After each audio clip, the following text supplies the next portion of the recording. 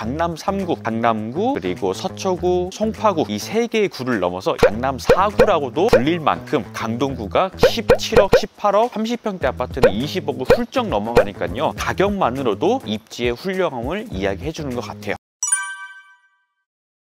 경매를 처음 하다 보면 무엇이 가장 두렵고 또는 막막했을까? 제가 처음 했을 때를 떠올려 보면 물건 검색부터였을 것 같아요. 그래서 물건 검색을 수월하게 잘 하려면 경매 용어에 대한 이해를 어느 정도 하고 있어야 됩니다. 경매 용어를 전혀 모른 채로 물건 검색을 하게 되면 속도가 더디게 흘러갈 수밖에 없겠죠. 그런데요, 어떤 분들은 이 경매 용어를 사전을 펴놓고 일일이 밑줄 쳐가면서 공부하면서 말 그대로 공부만 하는 분들이 정말 많이 계시더라고요. 저희 학원에 찾아오시는 분들 중에 저는 공부만 했어요, 낙찰은 해본 적은 없어요 라고 아마 이 영상 시청하시는 분들 중에도 분명히 계실 거라고 생각합니다. 낙찰을 받고 수익을 내는 게 목표인 거잖아요. 정말 필요한 경매 용어들은 정말 몇 가지가 되지 않습니다. 입찰은 한 번도 해보지 않고 이러면 안 되겠죠. 정말 실전 낙찰까지 행동으로 옮기셔야 됩니다. 처음 도전하시는 분들이라 하더라도 하나씩 이해할 수 있게끔 설명을 해드리려고 합니다.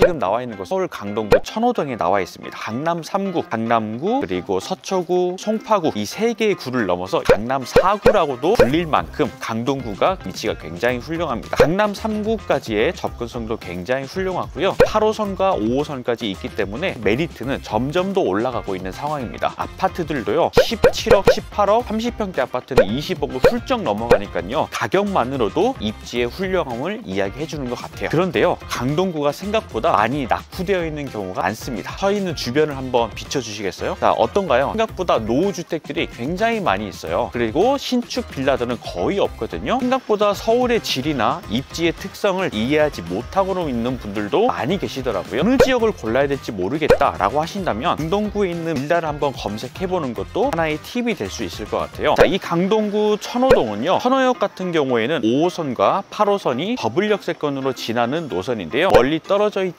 않은 곳에 경매 물건이 나와 있는데요, 7천만 원 가까이 저렴하게 유찰이 돼서 시작을 하고 있습니다. 최저가에 받기는 어렵겠지만 우리가 충분히 시세 차익은 많이 낼 수 있는 물건이에요. 제가 지금 걷고 있는 주변을 살펴보면 빌라들이 몰려 있는데요, 그러다 보니까 나오는 이야기가 있겠죠. 재개발 이야기입니다. 모아타운으로 추진하고 있는데요, 동의서를 열심히 걷고 있다고 합니다. 모아타운이나 서울의 여러 가지 재개발 형태를 띈 물건의 빌라를 도전하는 것도 굉장히 좋은 전략이라고 볼 수가 있겠습니다. 모아타운은 토지거래 허가구역으로 묶이는 개념이 아니기 때문에 사고 파는 거를 자유롭게 할 수 있는 재개발 구역입니다. 결국에는 우리 물건에 대한 수요층이 더 높아질 수밖에 없고 매도 가능성도 올라갈 수밖에 없게 되겠죠. 정말 많은 빌라들이 이렇게 몰려 있습니다. 101동부터 110동까지 이어지는 굉장히 많은 단지형 빌라입니다. 지금 주차 차단기도 보이시죠? 아무나 주차할 수가 없는 상황이고요. 빌라에서 관리사무소가 존재하는 거 보신 적 있으신가요? 아마 거의 없으실 거예요. 준 아파트 수준의 관리를 받고 있는 빌라다. 이 동네에서는 굉장히 인기가 많을 것으로 예측이 되고 있습니다. 2018년식의 건물입니다. 7년 정도 된 빌라인데요, 한 5년 이내에 지어진 것처럼 관리가 잘 되고 있고요. 주차장들도 굉장히 잘 돼 있습니다. 모든 게 우리 빌라의 단지형으로 이루어진 곳인데 주차는 정말 문제없이 다 이루어지고 있다는 것을 확인할 수가 있겠네요. 이 중에서 우리 물건은 103동입니다. 여기 앞에 보이는 103동인데요, 가장 꼭대기층인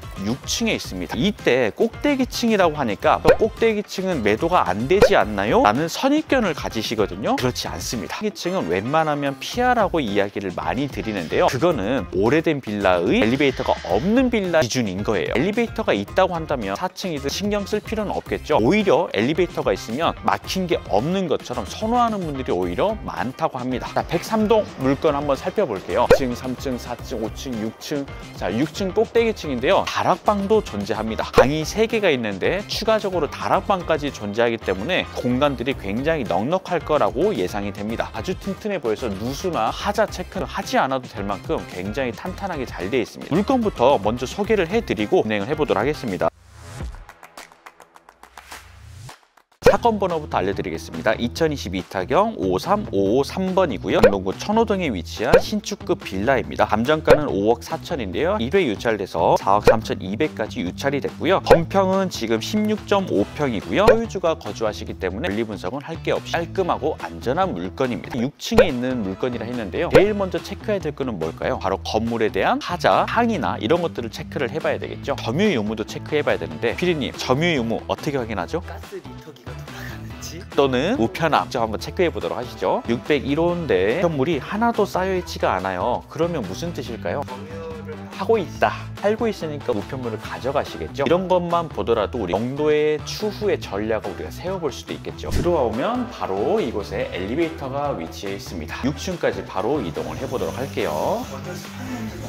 그렇죠. 우리가 들어오면 습한 냄새 왜 맡아야 되냐면 우수에 대한 하자 부분을 체크하려고 우리 습한 기운을 체크해 보는 건데 전혀 나지 않고 건조합니다. 오히려 우리 물건은 601호입니다. 방 3개, 화장실 2개짜리입니다. 자, 601호인데요. 현재 지금 소유자분이 거주하시기 때문에 저희가 뭐 따로 6층이니까 당연히 꼭대기층인 우수 부분에 대한 체크를 하기 위해서 옥상 부분도 한번 가보려고 합니다. 수리 부분은 크게 문제는 없을 것 같아요. 혹시 하더라도 도배장판 그 정도면 될 것 같고, 경고문이 지금 써져 있는데 방해되는 물 모두 치워달라. 실제로 물건들을 많이 놓게 되면 방수 페인트나 이런 것들이 벗겨질 수 있어서 이러면 안 되는데 일단 관리는 잘 되고 있는 것 같습니다. 가보시죠.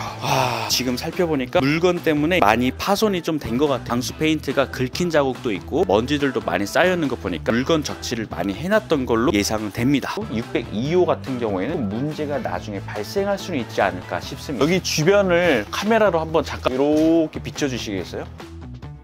여기도 보세요. 여기도 여기 네. 다락방이 존재하고 이거와 똑같은 구조로 601호에도 있을 걸로 유추가 되고 있습니다. 여기서 바라보는 뷰가 막힌 뷰가 하나도 없어요. 우리가 빌라 같은 경우에는 벽뷰 마주보고 있는 경우가 많은데 여기 있는 빌라는 뷰가 굉장히 트여 있고 바로 옆에 여기 주민센터도 있어서 행정 뭐 처리할 때도 굉장히 처리하기가 굉장히 쉬우실 것 같아요. 물건에 대한 체크까지 다 해봤습니다. 하자 체크도 했고요. 권리 분석도 체크했고 물건 검색할 때 강동구를 노려라 방 3개 엘리베이터까지 있는 완벽한 물건인 것 같습니다. 포인트 없이 그냥 물건 검색만 하면 시간을 소모해야 되고 효율이 떨어집니다. 그래서 어떤 관점대로 물건 검색을 해야 되는지에 대한 포인트를 영상을 통해서 좀 얻어가셨으면 좋겠습니다. 주변에 신축 아파트가 많고 뭔가 재개발 분위기가 있으면 이것도 또한 굉장히 좋은 점을 지적해 주셨는데 여기 옆에 보면 아파트가 새로 올라가고 있는 게 보이시나요? 그리고 그 옆에도 신축 아파트거든요. 여기에 옆에 있는 신축 아파트로 올라가고 있는 이 동네의 빌라 주민들의 마음은 어떨까요?